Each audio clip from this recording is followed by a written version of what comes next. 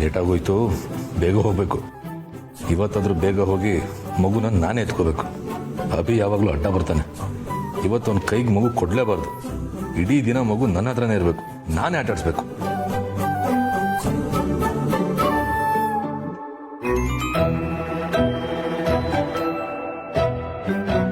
ಯಾಕೆ ನಗ್ತಾ ಇದ್ದೀರಾ? ಅಮ್ಮನ ಮನೆ ಬೇಗ ಹೋಗ್ಬೇಕು.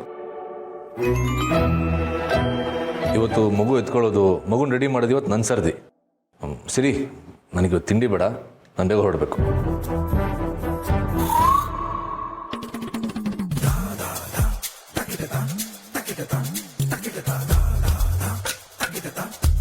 ಈಗ ಏನಾಯ್ತು ಅಂತ ಈ ಥರ ನಗ್ತಾ ಇದ್ದೀರಾ?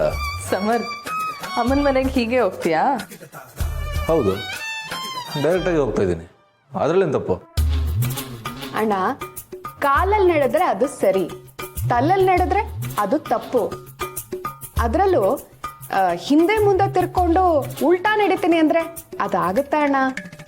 ಸಂಧ್ಯಾ, ಏನು ಮಾತಾಡ್ತಾ ಇದೀಯ ನೀನು? ನಾನೆಲ್ಲಿ ಉಲ್ಟಾ ನಡ್ಕೊಂಡು ಹೋಗ್ತೀನಿ ಅಂತ ಹೇಳಿದೆ? ದಂಡ್ಪಿಂಡ, ನೀನು ಹೇಗಾದರೂ ಹೋಗೋ, ಆದರೆ ಬಟ್ಟೆ ಸರಿಯಾಗಿ ಹಾಕ್ಕೊಂಡು ಹೋಗು.